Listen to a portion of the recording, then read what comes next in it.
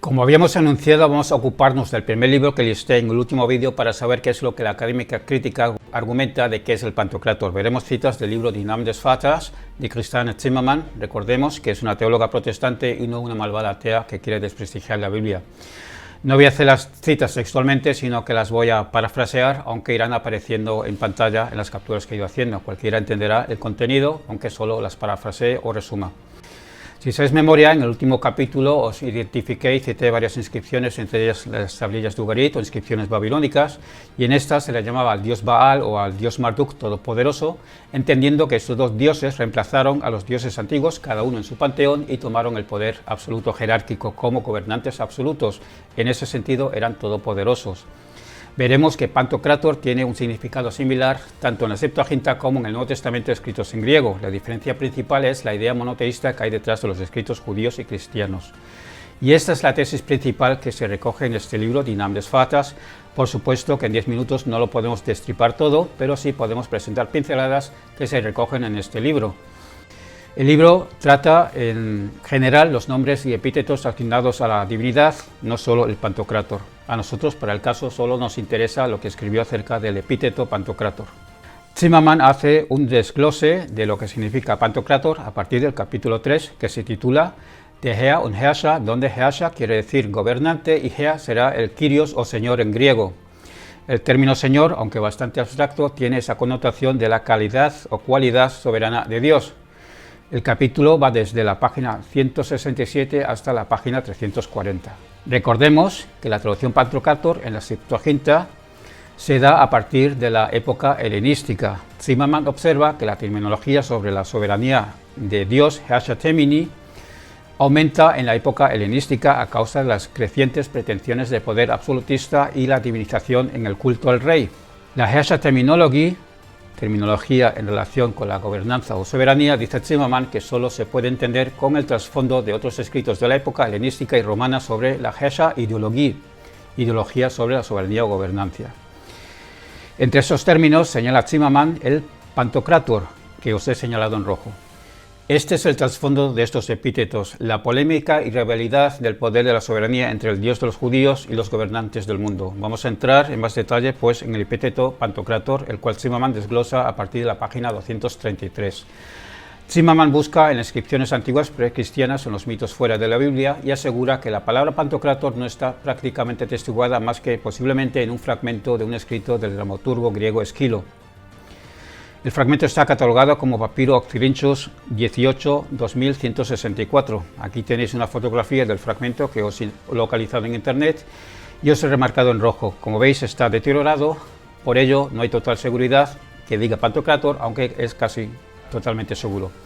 Aún así, revisando el diccionario de mitología griega y romana del que dispongo, en la página 1558 se indica la existencia de una inscripción junto a una representación de Zeus donde dice Pantocrátor. Y recurriendo a la fuente que se indica en el diccionario, ahí se dice que es una representación de Giove, el diccionario está en italiano, sería Júpiter en español, y Júpiter es en Roma el dios Zeus griego. No os puedo decir de qué fecha estamos hablando, ya que no dispongo de más información. En cualquier caso, tenemos esta inscripción con la palabra Pantocrátor asegurada.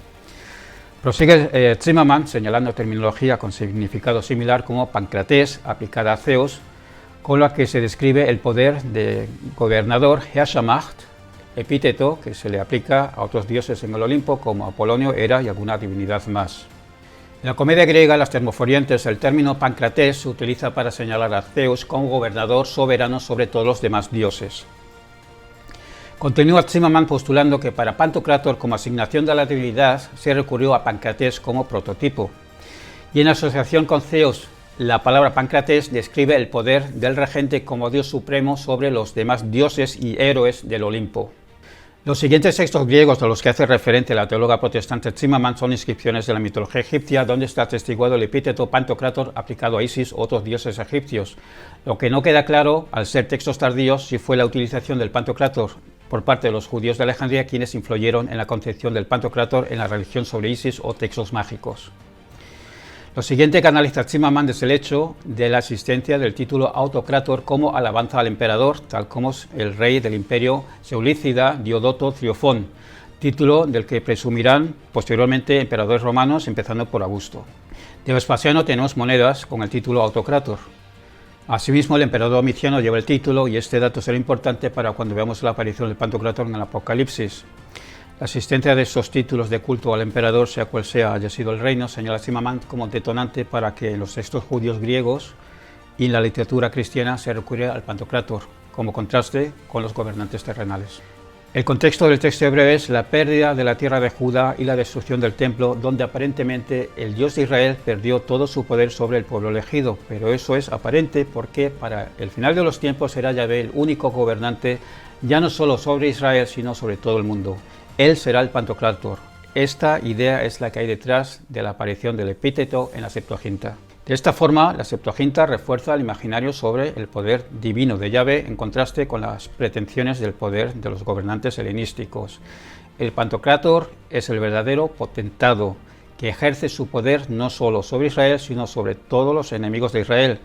Y si los enemigos de Israel pueden con el pueblo elegido es porque Yahvé lo permite. El Pantocrátor tiene pues connotaciones políticas. Yahvé como Kyrios Pantocrátor está por encima del Kyrios Nabucodonosor. Él es el verdadero soberano de su pueblo elegido. Él es quien vence a los enemigos en el presente y en el futuro. No es Nabucodonosor el Señor y Dios, sino únicamente Yahvé. El mismo trasfondo político para designar a Yahvé como Pantocrátor frente a Antíoco es el que encontramos en el libro de los Macabeos. En el libro de Baruch observamos lo mismo: Yahvé, el gobernador y el juez a la vez sobre los judíos y los paganos, el Pantocrátor que está por encima de todo regente mundano. Frente a los Ptolomeos y el dios Zeus Pancratos, Yahvé no es un simple gobernante parcial, sino el gobernante sobre todo y todos, incluidos los Ptolomeos, quienes aspiraban al poder universal. El epíteto Pantocrátor es el más adecuado para describir al Dios de Israel, no solo superior al Autocrátor, los emperadores, sino también a cualquier reivindicación de poder de cualquier otro dios. Esto es una selectiva introducción al trabajo de la teóloga doctora Christiane Zimmermann en lo que al Pantocrátor y la aparición en la Septuaginta se refiere, y faltaría la parte donde se ocupa de la aparición del Pantocrátor en el Nuevo Testamento, pero eso lo dejaremos para otro capítulo, así podremos enlazar con otros autores.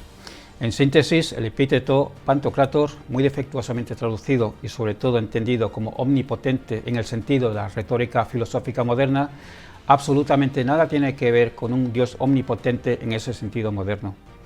La calidad de Yahvé como Pantocrátor simplemente señala a la divinidad como soberano absoluto sobre cualquier poder, ya no solo político o humano, es decir, cualquier gobernador de cualquier imperio o reino, por muy poderoso que se muestre, sino también el soberano absoluto sobre cualquier otro poder que exista. Así que me reafirmo en lo que ya dije.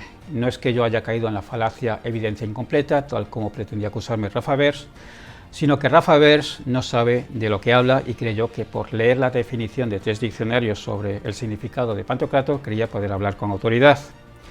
Lo dicho, tener que perder mi tiempo con este personaje evangelizador de ateos es como que un físico le tuviese que explicar a un terraplanista lo que es la gravedad, y me temo que al igual que un terraplanista no acepta las explicaciones de un físico, tampoco el apologeta aceptará los trabajos de los que entienden, y eso se debe a que tanto un terraplanista como un apologeta sufre de sesgo cognitivo, lo que le impide aceptar aquello que vaya contra sus convicciones de fe, porque eso le crearía un trauma existencial. Así que hasta aquí este capítulo, nos vemos pues en el siguiente.